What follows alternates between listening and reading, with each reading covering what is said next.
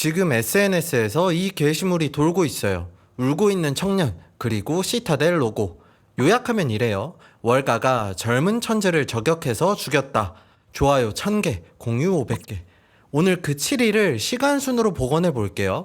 미리 말씀드리면 방아쇠의 위치가 달라요. 지난 영상에서 이 사건의 구조를 봤죠. 범인은 사람이 아니라 빚이라고요. 근데 구조를 알아도 궁금한 게 남죠. 그래서 그 돈은 어떻게 벌었고 어떻게 일주일 만에 사라졌는가. 오늘은 그 7일의 기록이에요. 구독 하나 눌러두고 시간순으로 가볼게요. 먼저 알아둘 게 하나 있어요. 이 이야기의 시작은 그렇게 화려하지 않아요. 2024년 4월 한 청년이 오픈 AI에서 해고당하는 장면에서 시작하거든요. 회사는 정보 유출이라고 했어요. 본인은 아니라고 반박했고요. 어느 쪽이 맞는진 지금도 확정이 안 됐어요. 확실한 건 하나예요. 쫓겨난 지 9개월 만에 이 청년은 월가에서 제일 뜨거운 이름이 돼요. 무기는 에세이 한 편이었어요.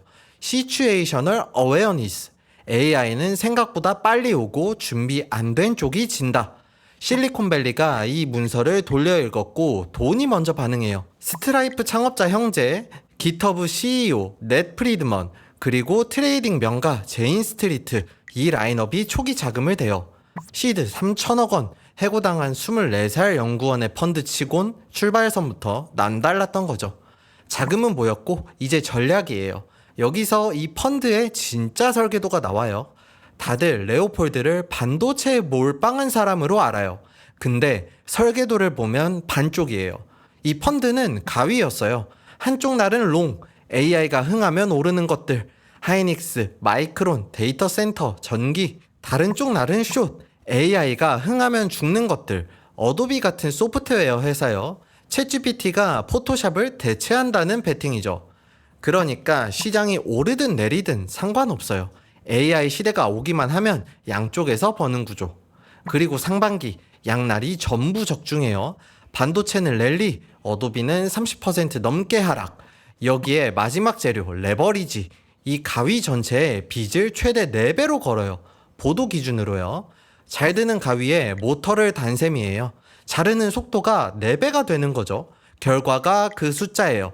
6월 말 기준 수익률 439%. 운용 규모는 7월 초 피크 60조. 7월 10일엔 하이닉스 미국 상장에 대형 투자자로 참여해요. 5조 원 규모. 이제 시장을 움직이는 쪽이 된 거예요.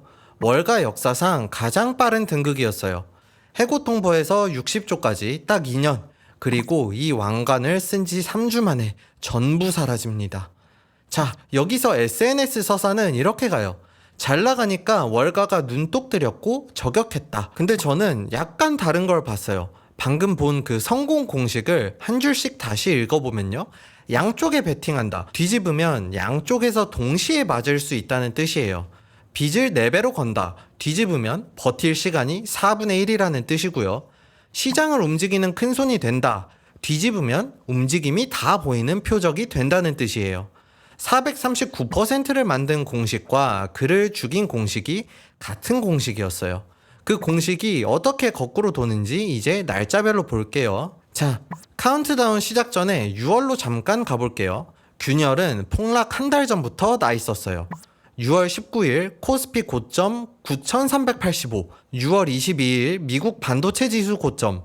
그 뒤로 반도체는 한 달간 28% 미끄러져요. 가위의 롱날이 무뎌지기 시작한 거예요. 근데 이때까진 다들 조정이라고 불렀어요.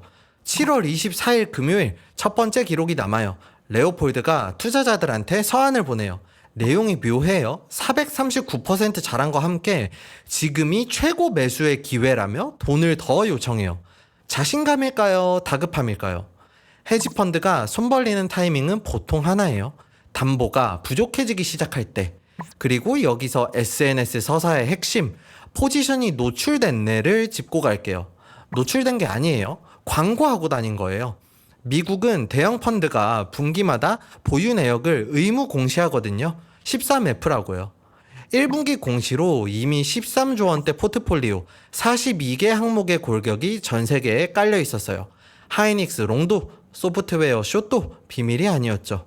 표적이 된 게 아니라 표적을 자청한 구조였던 거예요. 7월 27일 일요일 오후 미국 시타델 증권이 그 유명한 노트를 내요. 연준이 기습 인상할 수 있다. 같은 날 밤 11시 이번엔 코인판 하이퍼리퀴드의 하이닉스 선물이 주문 한 건에 4초 만에 무너져요.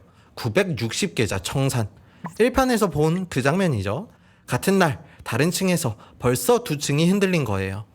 7월 28일 월요일 서울 개장 코스피 폭락 사상 첫 서킷 브레이커 1일차.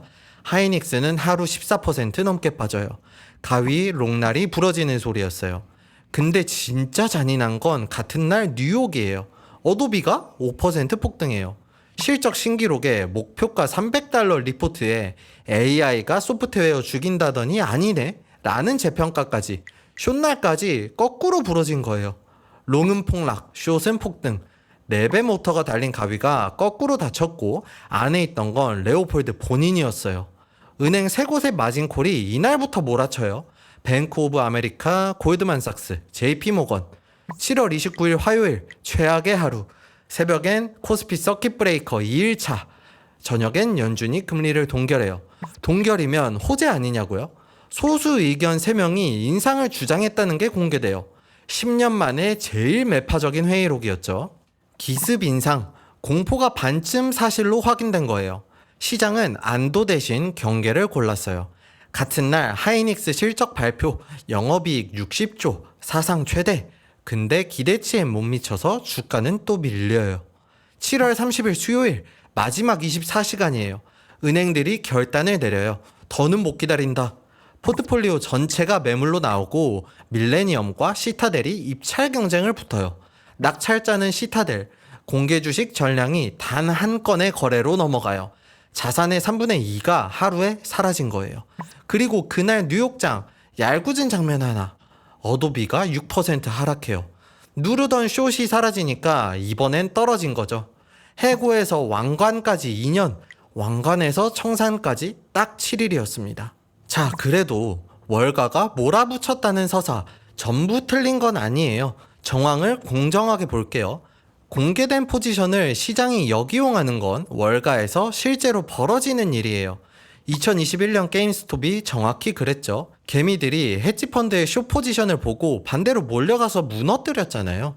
포지션이 보이면 사냥감이 될 수 있다. 이건 음모론이 아니라 시장의 생리예요. 시타델 노트가 공포의 기름을 부은 것도 그 주에 하필 겹친 것도 사실이고요. 다만 저격이라기엔 입찰에 밀레니엄도 있었어요. 독점 사냥이 아니라 경매였다는 거죠. 어도비 폭등에도 실적과 리포트라는 멀쩡한 재료가 있었고요. 정황은 있는데 지휘자는 안 보인다. 이게 제가 확인한 데까지예요. 자, 정리할게요. 그 인스타 게시물 마지막 줄이 이거였어요. 월가는 피도 눈물도 없다. 반은 맞아요.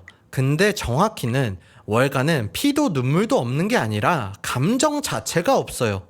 마진콜은 분노가 아니라 수식이에요. 담보 비율이 깨지면 발동하는 그냥 조건문이에요. 시스템은 방아쇠를 당기지 않아요. 조건이 충족되면 격발될 뿐이에요. 이건 제 해석인데요. 그 조건을 하나하나 세팅한 건 시타델이 아니라 레오폴드 본인이었어요. 공개적으로, 빚으로, 양방향에 세 조건 중 하나만 없었어도 그 줄을 버텼을지 몰라요. 천재성은 진짜 있었어요. 439%가 증명하죠. 근데 그 공식엔 틀릴 시간이 설계되어 있지 않았어요. 그래서 오늘의 결론은 1편과 같은 곳에 닿아요. 수익 공식보다 먼저 볼 건 생존 공식, 틀려도 살아남을 구조인가. 역시나 오늘도 매수 매도 권유가 아니고요. 특정 회사나 인물에 대한 단정도 아니에요. 판단은 각자의 몫입니다. 그래서 여러분께 여쭤볼게요. 여러분이 레오폴드였다면 어디서 A. 439% 찍었을 때 절반 회수. B. 레버리지를 애초에 안 건다. C. 나라도 못 멈췄다. 댓글로 남겨주세요. 그리고 이 사람 아직 안 끝났어요. 비공개로 남긴 마지막 자산 엔트로픽 지분, 이게 올해 IPO를 앞두고 있거든요. 재기의 발판이 될지 마지막 매물이 될지 그 얘기는 다음에 이어서 할게요. 오늘도 다른 시각이 됐다면 구독과 좋아요 부탁드려요.